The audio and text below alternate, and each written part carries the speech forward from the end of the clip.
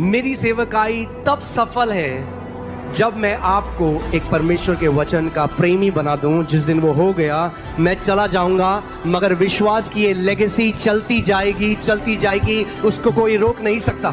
मसीह हैं वो प्रीचिंग में वो वैल्यू किस में देखते हैं कि वो ले हैंड में, प्रार्थना में, मुझे रुमाल दे दो, मुझे तेल दे दो।